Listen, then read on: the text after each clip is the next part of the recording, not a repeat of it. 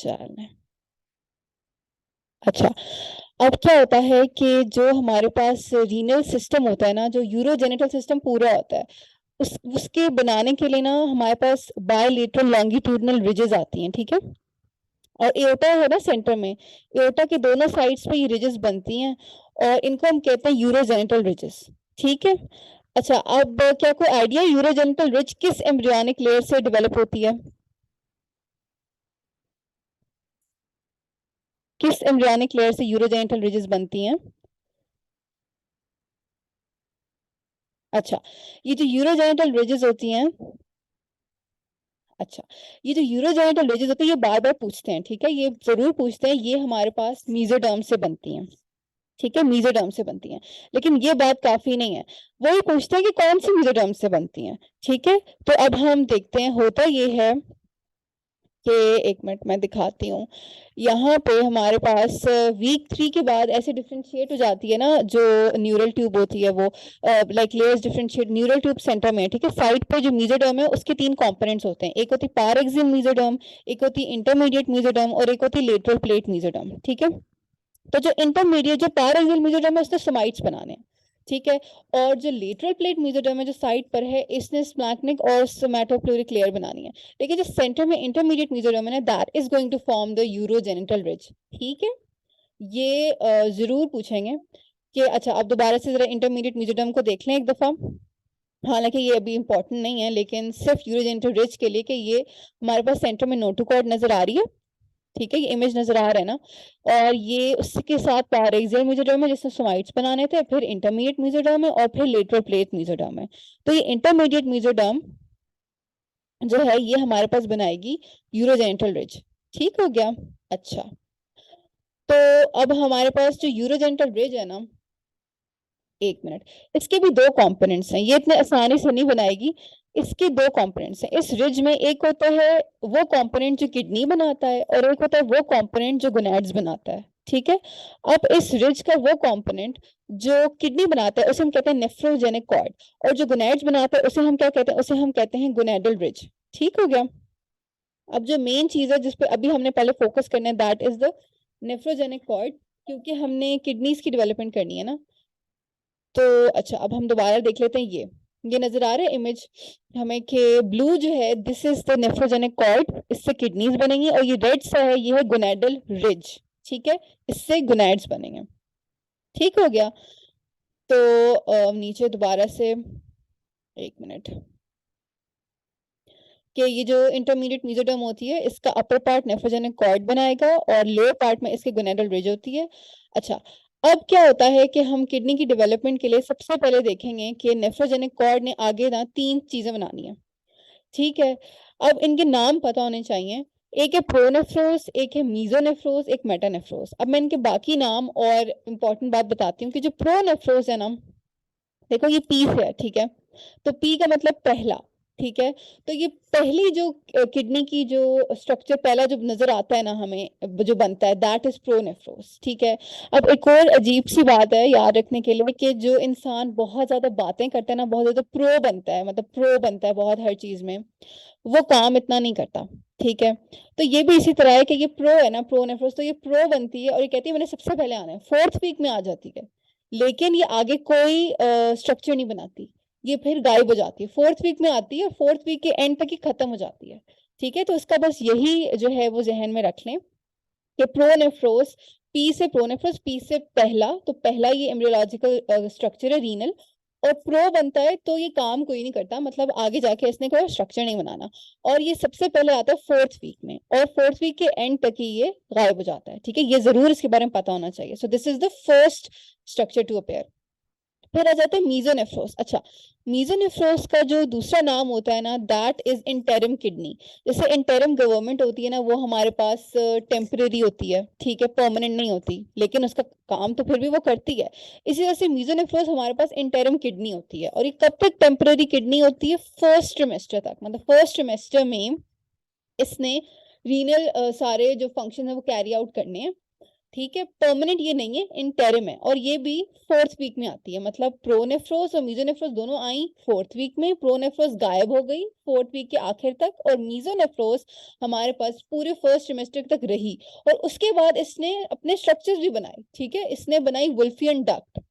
Wolf aggressive होते हैं, ठीक है, और हमारे पास मेल्स और फीमेल्स में कंपैरेटिवली मेल्स भी ज्यादा एग्रेसिव होते हैं अगर हम जेंडर्स को कंपेयर करें वैसे, नो ऑफेंस। तो उसी तरह से मीजोनेफ्रोस ने जो वुल्फियन डक बनाएगी वो मेल रिप्रोडक्टिव सिस्टम आगे बनाएगी, ठीक है, मेल्स में वो एपिडिडमस और डक्टस डेफरेंस बनाएगी, ठीक है, फीमेल्स में इसका कोई रोल नहीं होता, वो फीमेल में वेस्टिजियल स्ट्रक्चर्स बनाती है। सही हो गया। अच्छा, उसके बाद आ जाता है मेटानेफ्रोस। जो मेटानेफ्रोस है ये वो 3rd किडनी का एम्ब्रियोलॉजिकल स्ट्रक्चर है, और ये अब क्योंकि आखिर में आता है तो ये परमानेंट है, कोई तो परमानेंट होना चाहिए ना, तो ये परमानेंट है। अब इसका आप ऐसे समझें कि प्रोनेफ्रोस और मीजो दोनों 4th वीक में आए, प्रो गायब हो गया, और मीजो ने फिर हमारे पास वुल्फियन डक बनाई, इंटरिम किडनी के तौर पे काम किया। जो मेटा है वो 4th वीक में नहीं आई, नहीं, वो उसने कहा मैं बाद में आऊंगी आराम से। मेटानेफ्रोस का स्ट्रक्चर 5th वीक में अपेयर हुआ। तो ऐसा होता ना कि जो काम इंसान आराम से करता है, पेशेंस के साथ, सब्र से करता है, वो फिर उसके इफेक्ट्स भी ज्यादा लॉन्ग लास्टिंग होते हैं और ज्यादा सक्सेसफुल होते हैं। इसी तरह से मेटानेफ्रोस 5th वीक में आई, बाद में आई, इसने जल्दी नहीं की, बट ये परमानेंट किडनी है, ठीक है। तो पहली तो 4th वीक में आती है, मेटानेफ्रोस 5th वीक में आती है, इससे परमानेंट किडनी। अच्छा, अब बात ये है कि ये कब तक जो है ये किडनी में चेंजेस आती रहती हैं, ये बनती रहती है, एक सेकेंड। अच्छा, इस किडनी में जब चेंजेस आती रहती है, थैंक यू, ये बनती रहती है, वो ये है कि 36 वीक तक। अब यहाँ पे बच्चों को फंसाते हैं, ठीक है, वो ये कहते हैं कि नेफ्रोजेनेसिस कब तक हो रहा है।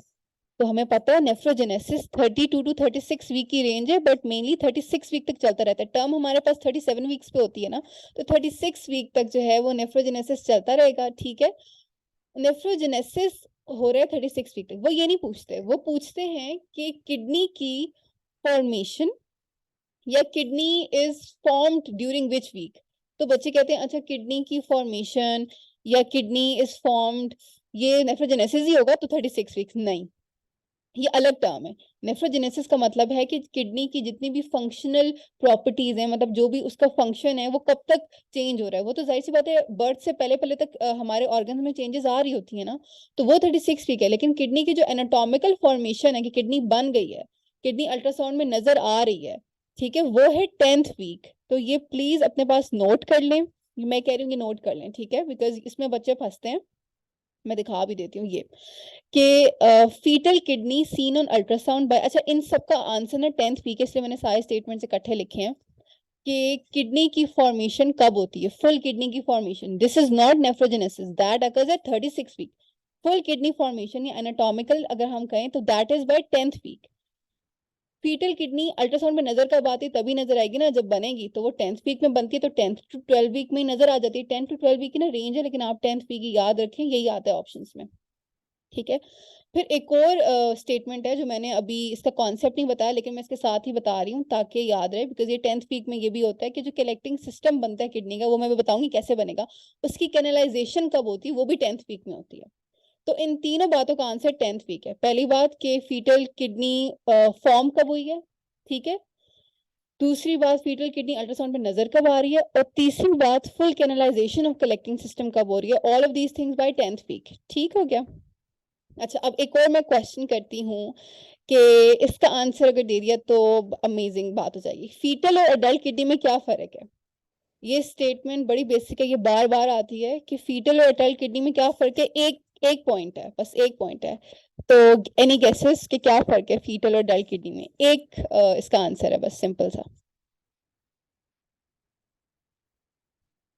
Any guesses.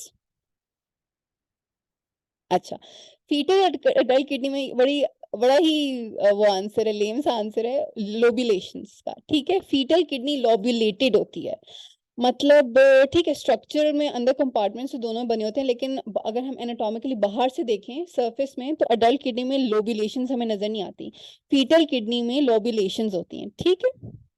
ये एक बात बार बार पूछते हैं, ये जो ग्रीन बॉक्स है ना, ये बार बार आता है, ठीक है, कोई 12 दफा से ज्यादा जो है वो पेपर्स में आया हुआ है, तो ये जरूर पता होना चाहिए 10th वीक वाली बातें, नेफ्रोजेनेसिस 36 वीक में होता है नेफ्रोजेनेसिस वाली स्टेटमेंट, और फुल किडनी फॉर्मेशन वाली स्टेटमेंट में आपने फर्क करना है, ठीक है, इसमें फंसना नहीं है।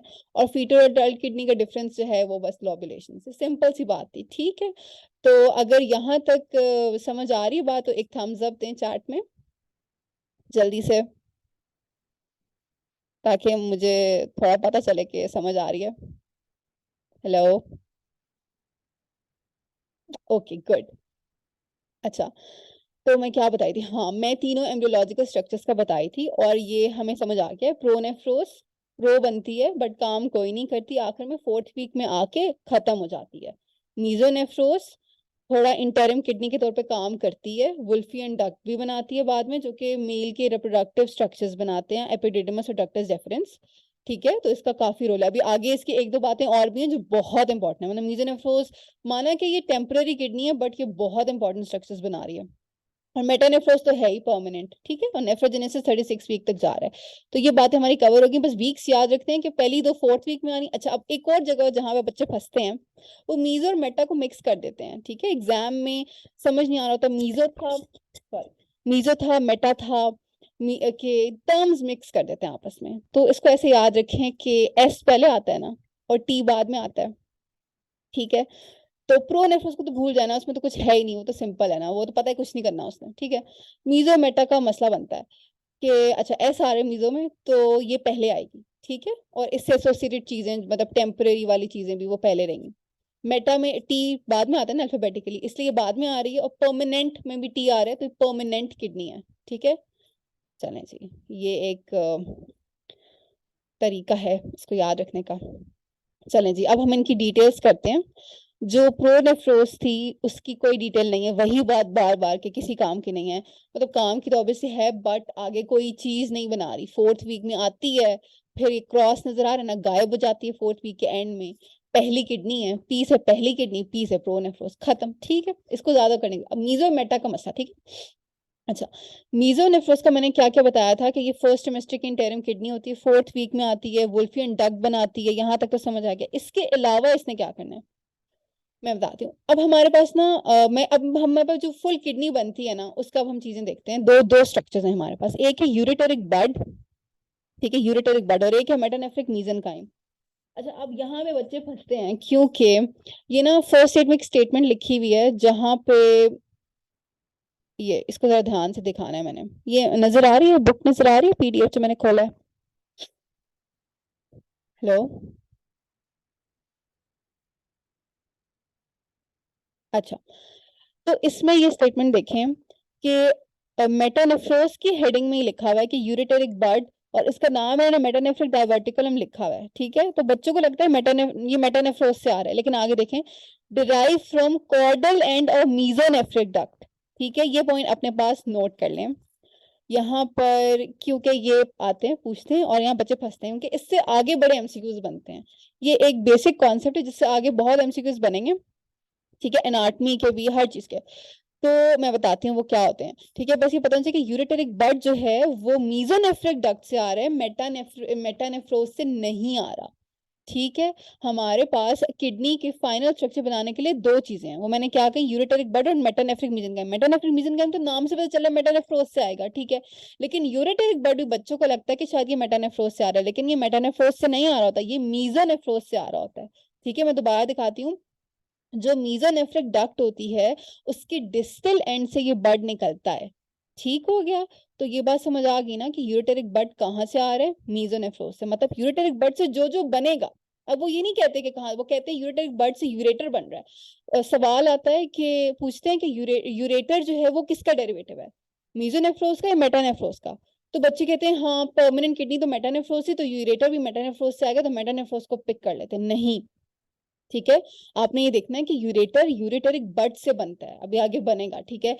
तो यूरेटरिक बड जो है वो मीजोनेफ्रिक डक्ट के डिस्टल एंड से आ रहा है, मतलब कि यूरेटर मेटानेफ्रोस से नहीं आ रहा, मीजोनेफ्रोस से आ रहा है। ये बात प्लीज अपने पास नोट कर लें, ठीक है। अच्छा, अब क्या होता है कि हमें ये बात समझ आ गई कि मेटानेफ्रिक मीजेनकाइम कहाँ से आ रही है, यूरेटरिक बड कहाँ से आ रही है, ये बात क्लियर है, प्लीज टेल मी, ये बात क्लियर है। चलें, शाबाश। अच्छा, अब क्या होता है कि हमारे पास सबसे पहले, अच्छा अब एक और बात, अगर किसी ऐसे लेमैन से पूछें, हमें पूछें तो जो किडनी होती है, यहाँ पे किडनी की पिक्चर नहीं है, जो किडनी होती है उसमें ग्लोमेरुलस होता है, ठीक है, फिर आगे कलेक्ट वो ट्यूबुलर स्ट्रक्चर्स होते हैं, कन्वोल्यूटेड ट्यूब्यूल्स होती है, फिर कलेक्टिंग सिस्टम होते हैं। तो हमें, अगर हम वैसे सोचें तो हमें ऐसा ही लगेगा ना कि जो ग्लोमेरुलस है वो पहले बनना चाहिए, वो ज़्यादा इम्पोर्टेंट है, ठीक है, और कलेक्टिंग सिस्टम बाद में बनना चाहिए, वो इतना इम्पोर्टेंट नहीं है, लेकिन ऐसा नहीं होता, ठीक है, जो आप सोच रहे हैं ना उसका उल्टा होता है, सही है ना? यही जो है वो बात है, पार्ट 1 की खास बात है कि बड़े पैराडॉक्सेस हैं, ठीक है, लेकिन कोई बात नहीं। होता ये है कि जो यूरेटेरिक बड है उसने बनाना है कलेक्टिंग सिस्टम। तो मैं दोबारा फर्स्ट ईयर की पिक्चर निकालती हूँ ना, यहाँ मैं समझाती हूँ, फिर मैं रिटर्न दिखाऊंगी। ये देखें, अब ये जो यूरेटेरिक बड है ना, ये यूरेटेरिक बड क्या करता है कि, एक हाइलाइटर निकाल लूँ मैं। अच्छा, अभी यूरेटेरिक बड क्या करता है कि ये बनता है मीजोनेफ्रोस की डिस्टल एंड से, और फिर इसने क्या बनाना है, इसने कलेक्टिंग सिस्टम बनाना है। कलेक्टिंग सिस्टम में क्या आ जाएगा, यूरेटर, ठीक है, पूरा पेल्विस, कैलिसेस और कलेक्टिंग ट्यूब्यूल्स, मतलब डिस्टल कॉन्वोल्यूटेड ट्यूब्यूल से आगे आगे की चीजें, ठीक है, वो आ जाए कलेक्टिंग सिस्टम। वो बनेगा यूरेटेरिक बड से, जो आ रहा है मीजोनेफ्रिक डक्ट से, मतलब कि मीजोनेफ्रोस से। सॉल्व कर लेंगे ना, क्वेश्चन आया तो। अब इस यूरेटेरिक बड बन गया, अब ये कहेगा कि अब मैं क्या करूं, बाकी किडनी तो मैं नहीं बना सकता, मैं तो बस यही कर सकता हूँ। तो उसने करना है, उसने जाना है मेटानेफ्रिक मीजनकाइम के पास, ठीक है, मेटानेफ्रिक मीजनकाइम को इंड्यूस करना है कि यार तुम भी कुछ करो, उसको जगाना है कि जागो, तुम परमानेंट किडनी हो, तुम्हारा कोई काम है।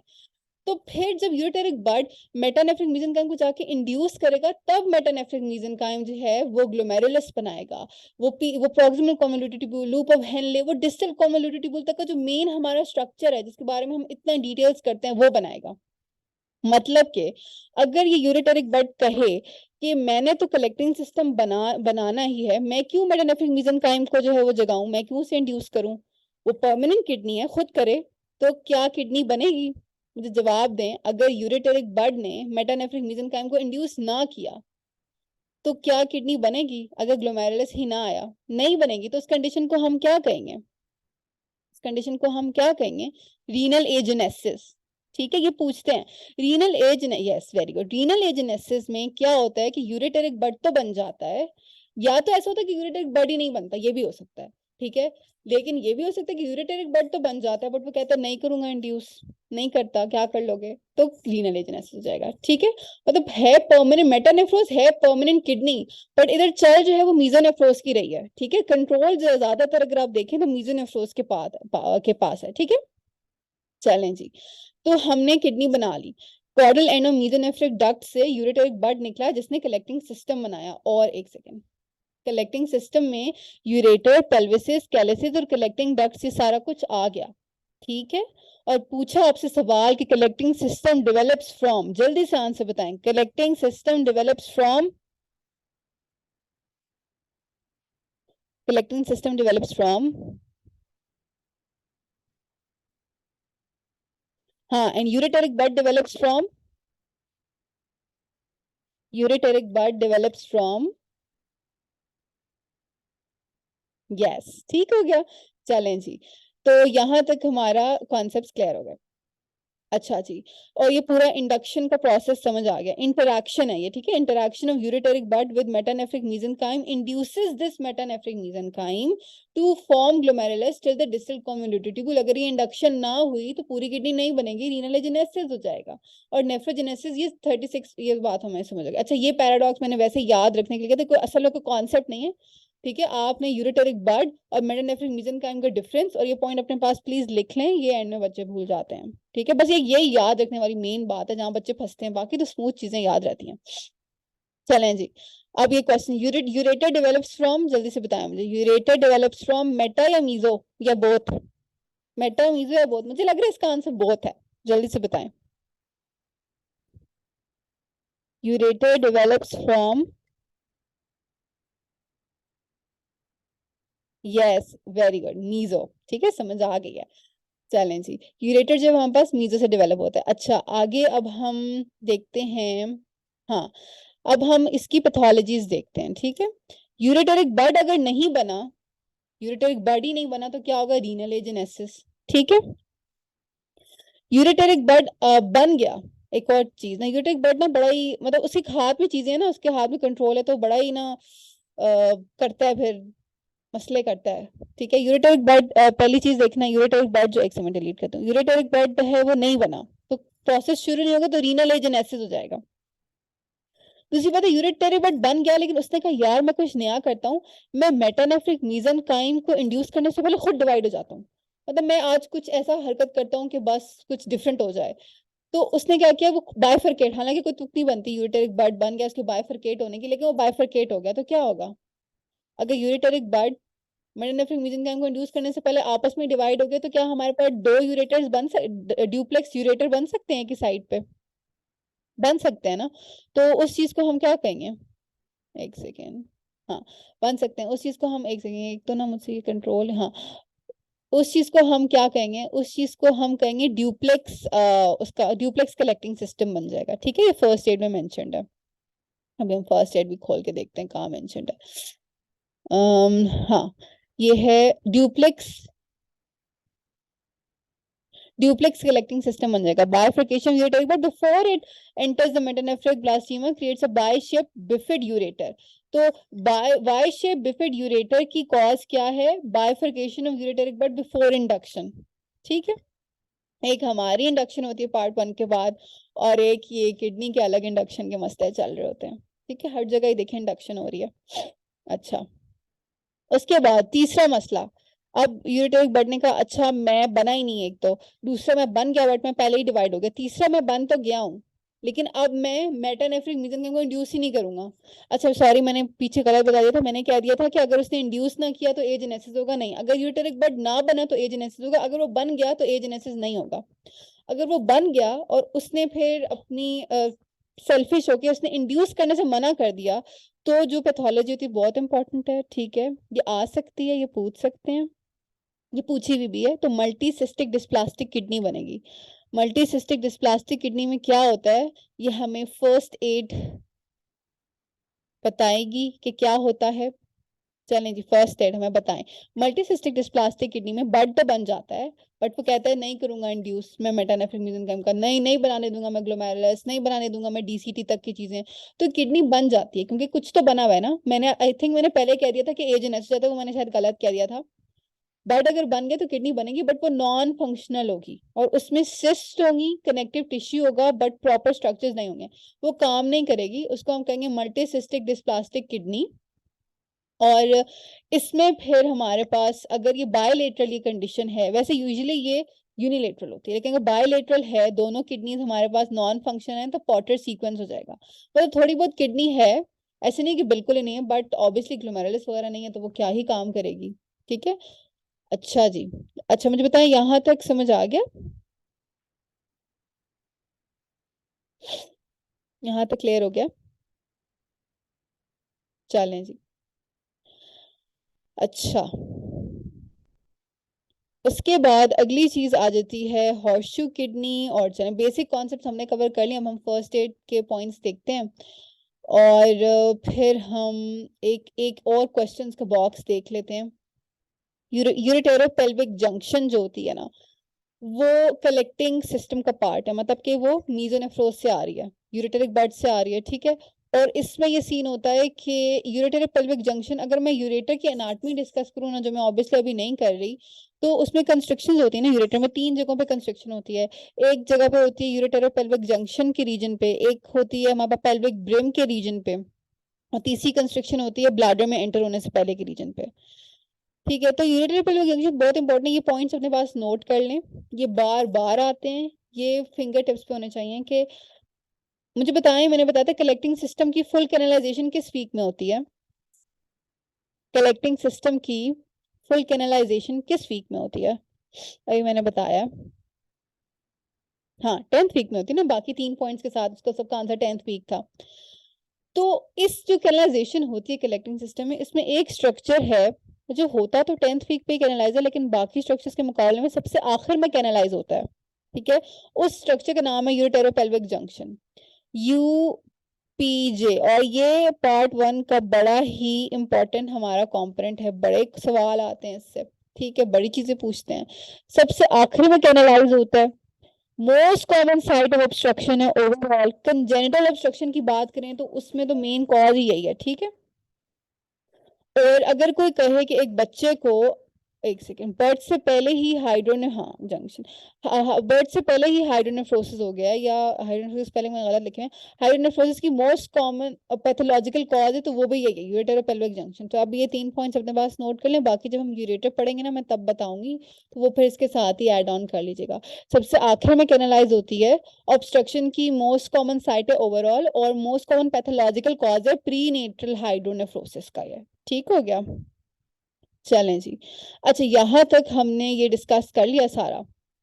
अच्छा उसके बाद अब हाँ अब हम ना जल्दी से ये इंपॉर्टेंट बातें ना फर्स्ट एड से देख लेते हैं जो आई हुई हैं पहले। एक सेकेंड, एक बड़ी इंपॉर्टेंट चीज बार बार आती है, हॉर्सशू किडनी। अब हॉर्सशू किडनी सबको पता होता है कि हॉर्सशू किडनी में, ये तस्वीर में भी देख रहे हैं कि किडनी के जो लोअर पोल है ना वो एक मिनट आपस में ना फ्यूज हुए हुए हैं, ये हमें फ्यूजन नजर आ रहा है, ठीक है, फ्यूज हुए हुए हैं। लेकिन अब इसमें मसला क्या हो रहा है कि जब इंफीरियर पोल्स फ्यूज हो जाते हैं तो हमें पता है ना कि किडनी ने पेल्विस में बनना है और फिर थोड़ा सा असेंड करना है, ऊपर जाना है थोड़ा सा, ठीक है, ऊपर जाना है थोड़ा सा। और ये जो ऊपर जाना है तो अगर दोनों एंड्स जुड़े हुए हैं तो ऊपर नहीं जा सकेगी, तो किडनी की माइग्रेशन जो है वो खराब हो जाएगी। अब वो ये नहीं पूछते, ये तो सबको पता है, वो पूछते हैं कि जब किडनी ऊपर जाने की कोशिश करेगी, ठीक है, तो कौन सी वेजल है जो उसको रोकेगी अगर वो हॉर्सशू किडनी है? Inferior mesenteric artery. Horseshoe kidney inferior mesenteric artery की वजह से ट्रैप हो जाती है और फिर वो वहीं पर ही रहती है, ठीक है, लोअर पोर्शन ऑफ एब्डोमेन में ही रहती है, माइग्रेट नहीं करती। अब यहाँ पे मसला क्या होता है बच्चों के साथ कि वो उन्हें याद नहीं आ रहा होता इंफीरियर मेजेंटेरिक आर्टरी थी या वेन थी या सुपीरियर मेजेंटेरिक आर्टरी थी। तो प्लीज मैं बता रही हूँ ना, ये चीज अभी तो बहुत सिंपल लग रहा है बट ये मसला होता है इन छोटी छोटी चीजों का, कि ये भी अपने पास नोट कर लें कि हॉर्सशू किडनी अगर माइग्रेशन के दौरान जो जो इसे स्ट्रक्चर ट्रैप करता है that is inferior mesenteric artery, ठीक है, सुपीरियर नहीं है ना ही वेन है, ठीक है। अच्छा अब इसमें क्या होता है, किडनीज काम तो नॉर्मल कर रही होती हैं लेकिन हाइड्रोनेफ्रोसिस के साथ वो एसोसिएटेड होती हैं, ठीक है, हाइड्रोनेफ्रोसिस होता है साथ में, यूरेटर पेल्विक जंक्शन की ऑब्स्ट्रक्शन हो सकती है, रीनल स्टोन इन्फेक्शन, कैंसर का रिस्क होता है, ये भी आई थिंक पूछा हुआ था कि कैंसर का रिस्क भी इसमें होता है। मतलब ये हॉर्सशू किडनी सारे पॉइंट्स पता होने चाहिए। अच्छा हाँ, ये टर्नर्स में ट्राइसोमी 13 18 21 में इसके जो है वो रिस्क ज्यादा होता है। मेरे ख्याल से ये पूछा हुआ है कि हॉर्सशू किडनी के एसोसिएशन इन्होंने ऑप्शंस में टर्नर्स दिया हुआ था और बाकी ऑप्शंस गलत थे, तो हाँ टर्नर्स के साथ इसके एसोसिएशन, बाकी 13 18 20 मतलब काफी के साथ एसोसिएटेड है बट आया हुआ है टर्नर्स के साथ, एक दफा पूछा हुआ है इन्होंने। चलें जी, रीनल एजेनेसिस क्यों होता है? जल्दी से मुझे बताएं, रीनल एजेनेसिस क्यों होता है, क्या मसला होता है? क्या इंडक्शन में मसला होता है? क्या मसला होता है जिससे रीनल एजेनेसिस हो रहा था? Very good, no ureteric bud. चलें जी, मैं क्लियर हो गया हमारे पास पैथोलॉजीज। एक तो agenesis, multicystic dysplastic kidney, duplex, posterior urethral valve में बताती हूँ। अच्छा मैं पहले ना इंपॉर्टेंट चीज है पॉटर सीक्वेंस, ठीक है। अच्छा पॉटर सीक्वेंस में क्या होता है कि एक ट्राइड होता है, ठीक है, उस ट्राइड में क्या होता है, सोचें अगर एक बच्चा है, ठीक है, वो जो है वो amniotic फ्लूइड उसको कुशन कर रहा होता है ना, amniotic फ्लूइड अगर नहीं है या कम है, ऑब्वियसली ऐसा एन हाइड्रोमनियोस की कंडीशन में बात नहीं करी, ओलीगो हुआ है अगर, और ये उसके हाथ हैं, ठीक है, और उसकी अम्मी बैठ रही है, खड़ी हो रही है, जो जो मदर है, तो जो फीटस है वो कंप्रेस वगैरह होगा, तो क्या इस केस में लिम्ब कॉन्ट्रैक्चर्स होने का या लिम्ब डिफेक्ट्स होने का चांस नहीं है? क्योंकि अब कोई चीज नहीं है जो उसकी लिम्स को कुशन करे और एक्सटर्नल कंप्रेशन और प्रेशर से प्रोटेक्ट करे। तो इस केस में अगर ओलीगो हुआ हुआ है तो उसमें लिम्ब डिफॉर्मिटीज और लिम्ब कॉन्ट्रैक्चर्स होंगे, ठीक है, क्योंकि बच्चा प्रेस हो जाएगा, सोचें प्रेस हो जाएगा तो उसकी नोज भी फ्लैट हो जाएगी, उसके कान भी नीचे आ जाएंगे, ठीक है। अच्छा दूसरी बात, उसकी चेस्ट भी कंप्रेस हो जाएगी, जब उसकी चेस्ट कंप्रेस होगी तो वो हमारे पास ये जो पूरा एमनियोटिक फ्लूइड का साइकिल होता है, इसमें क्या होता है, यूरिन से, बेबी के यूरिन से एमनियोटिक फ्लूइड ऐड होता है, फिर बच्चा उसे एस्पिरेट करता है, उसकी लंग्स में जाता है, और फिर ये साइकिल चलता है, ठीक है।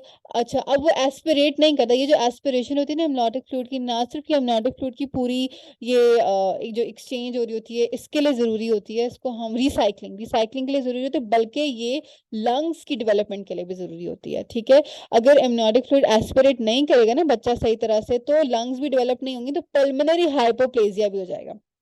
पहली बात क्या होगी, उस बच्चे के हाथ पांव बेचारे के खराब, ठीक है, प्रेस हो रहा है, फ्लूइड नहीं है जो उसे प्रोटेक्ट करे। दूसरी बात, उस बच्चे के फेफड़े खराब, फेफड़े खराब नहीं पूछते, वो कहते हैं क्या कंडीशन है, लंग हाइपोप्लेजिया, लंग्स हाइपोप्लास्टिक है, मतलब बड़ी प्रॉपर डेवलप ही नहीं है, छोटी छोटी नॉन फंक्शनल सी हैं, ठीक है। फिर तीसरा कंडीशन जो इसमें साथ में आ जाती है वो है कि इसकी कॉज, इसकी कॉज के, अच्छा लिम्ब के साथ ना आप फेस को भी याद रख लें, ठीक है, कि जो बच्चे का फेस है ना, अच्छा मैंने इसको इस तरह से किया हुआ था, बड़ी ऑफेंस है ये हैरी पॉटर के लिए। हैरी पॉटर जो होता है ना वो ऐसे करके ऐनक पहनता है, हैरी पॉटर खैर अच्छा खासा कैरेक्टर, बट ऐसे याद रखने के लिए हम थोड़ा पॉटर को बिगाड़ रहे हैं, और उसके यहाँ पे ऐसे स्कार होता है ना, ठीक है, और उसकी नोज हम ऐसे सोचेंगे, नोज उस बेचारे की फ्लैट है, हैरी पॉटर का अगर खराब हो जाए, उसके हाथ पांव जो हैं वो छोटे हैं, छोटे छोटे हो गए, ठीक है, लिम्ब हाइपोप्लेजिया हो गया, उसके बेचारे का फेस जो है वो खराब हो गया, सही है। और ये सब कुछ क्यों हुआ, उसका फेस खराब, हैरी पॉटर के फेफड़े खराब क्यों हुआ, क्योंकि उसका एमनियोटिक फ्लूइड नहीं इतना बन रहा, क्योंकि उसकी जो किडनीज हैं उनमें क्या मसला हुआ है, किडनीज में कोई भी मसला हो सकता है, या तो कोई मल्टीसिस्टिक डिस्प्लास्टिक किडनी है, या फिर उसको वैसे कोई प्लेसेंटल इंसफिशिएंसी है, किडनीज को ब्लड सही नहीं जा रहा, मतलब किडनीज अपना आउटपुट नहीं दे रही, जिसकी वजह से यूरिन नहीं इतना बन रहा कि वो एमनियोटिक फ्लूइड में कंट्रीब्यूट करे, ठीक है। तो उसकी वजह से हमारे पास क्या हो जाता है, पॉरर सीक्वेंस हो जाता है, ठीक है। और उन्होंने कहा babies who can't pee develop Potter sequence, तो भाई इसमें हैरी पॉटर को ही आप याद रख लें, हैरी पॉटर की की शक्ल भी बिगड़ी हुई है, वो वॉन्ड पकड़ता है ना हाथ में वॉन्ड में नहीं पकड़ पा रहा, क्योंकि उसके लिम्ब डिफॉर्मिटीज भी हैं, फेफड़े भी खराब। अच्छा, ये ना बहुत दफा पूछते हैं, कॉजेस पता होने चाहिए, बायोलेटरल रीनल जेनेसिस तो कंपैटिबल ही नहीं है ना लाइफ के साथ, तो उसमें पहले पॉटर सीक्वेंस होगा, फिर बच्चा इन व्यूट्रो डेथ हो जाएगी उसकी, या राइट आफ्टर बर्थ। फेस देखें इस बच्चे का, ऐसे कंप्रेस हुआ हुआ, देखें जॉ पीछे गया, रेट्रोग्नाथिया हुआ हुआ है, ठीक है। और autosomal recessive polycystic kidney disease, ये भी हम पढ़ेंगे, ठीक है। और ऑब्स्ट्रक्टिव यूरोपैथी, ये सारे ऐसे कॉजेज अच्छे से पता होने चाहिए, सारे कॉम्पोनेंट। चलें जी, पॉटर सीक्वेंस भी हमने देख लिया।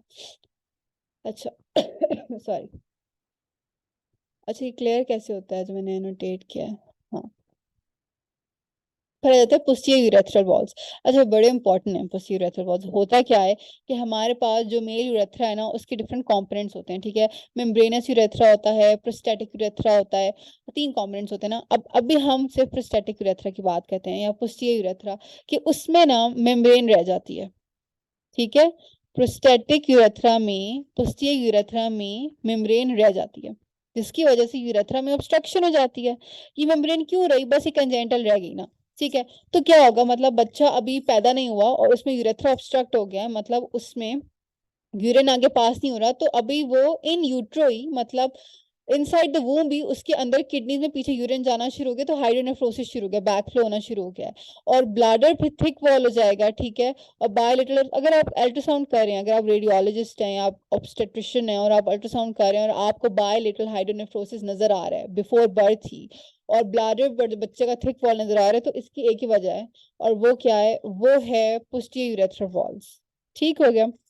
मैंने एक मोस्ट कॉमन रीजन बताई थी प्रीनेटल हाइड्रोनेफ्रोसिस के, कि अभी बच्चा डिलीवर नहीं हुआ उसको हाइड्रोनेफ्रोसिस हो गया, वो क्या थी, अभी मैंने बताई थी, most common cause of prenatal hydronephrosis, what was that, what was the most common cause of prenatal, yes, ठीक है, यूपीजी जंग है, बड़ा इंपॉर्टेंट पॉइंट है, ठीक है। अच्छा, ये भी मतलब बायोलेटरल ये भी कराता है, लेकिन यूपीजी मोस्ट कॉमन कॉज है। अच्छा, अब क्या होता है कि ये मेल इन्फेंट्स की अगर मैं बात करें, मेल इन्फेंट्स में ब्लैडर आउटलेट ऑब्स्ट्रक्शन, हाइड्रोनेफ्रोसिस नहीं, ब्लैडर आउटलेट ऑब्स्ट्रक्शन की मोस्ट कॉमन कॉज क्या है, क्योंकि जाहिर है ब्लैडर तक तो आ गया ना यूरिन, नीचे तक तो आ गया, बट अब वो आगे पास नहीं हो रहा, तो ऑब्स्ट्रक्शन तो है ना, तो मतलब पीछे प्रेशर क्रिएट होगा तो ब्लैडर भी थिक हो जाएगा, किडनीज भी बड़ी बड़ी स्वेल हो जाएंगी। अच्छा, अब इसमें क्या होगा कि बेशक किडनीज काम कर रही हैं, बेशक ब्लैडर काम कर रहा है, लेकिन क्या यूरिन जो है वो रिलीज होगा बाहर, एमनियोटिक फ्लूइड बनेगा? नहीं बनेगा। तो इसमें ओलिगोहाइड्रोएमनियस हो जाएगा, और इसमें भी हमारे पास क्या होगा, पोरस सीक्वेंस हो जाएगा। अच्छा, अब वेजाइकोयूटेरी रिफ्लक्स यहाँ लिखी हुई है ना, ये आती है, लेकिन पता है क्या पूछते हैं वो आपसे? ग्रेड्स पूछते हैं वेजाइकोयूटेरी रिफ्लक्स के, ठीक है, वो यहाँ नहीं लिखे हुए, मैं बताती हूँ। एग्जाम में ना कई बार स्पेशली रेडियोलॉजी में आया हुआ है ग्रेड्स ऑफ वेजाइकोयूटेरी रिफ्लक्स, ठीक है, वो सिंपल जो नेट पे है ना वही है, ग्रेड्स ऑफ वेजाइको, ओहो मेरा माउस गिर गया, एक मिनट, एक सेकेंड।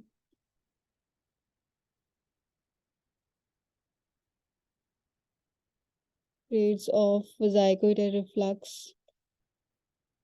हाँ ये पूछते हैं, ये एग्जैक्ट यही थी, मैंने मैच की थी, यही ऑप्शंस थी जब भी ये क्वेश्चन आया। ये देखें ग्रेड 1, ये आपके टेक्स्ट पे होने चाहिए, ठीक है, इसकी कोई माफी नहीं है, ये आने चाहिए, ये जरूर आते हैं, मतलब जरूर नहीं आते लेकिन आते हैं, ठीक है। अच्छा 1 मिनट की रह गई है टाइम, मीटिंग का टाइम। अच्छा, ग्रेड 1 में क्या है, कोई चेंज नहीं आ रही, यूरिन सिर्फ रिफ्लक्स हो रहा है। ग्रेड 2 में जो है वो यूरेटर और किडनी में भी पीछे जा रहा है। ग्रेड 3 में माइनर स्वेलिंग है, ग्रेड 4 में मॉडरेट स्वेलिंग है, और ग्रेड 5 में जो है वो प्रॉपर हमारे पास यूरेटर ट्विस्ट होना शुरू हो गया, ठीक है। ये ऑप्शन है, सॉरी। ग्रेड 1 में नॉन, ये आपने याद रखना, नॉन डायलेटेड यूरेटर है, ठीक है, ग्रेड 1 में नॉन डायलेटेड यूरेटर है। ग्रेड 2 में क्या है कि, अच्छा, ग्रेड 2 में पेल्विस और कैलिसिस में चला गया, अभी भी डायलेशन नहीं हुई, बट पेल्विस और कैलिसिस से पहले यूरेटर में ग्रेड 1 में, ग्रेड 2 में वो आगे चला गया पेल्विस और कैलिसिस तक, ठीक है। और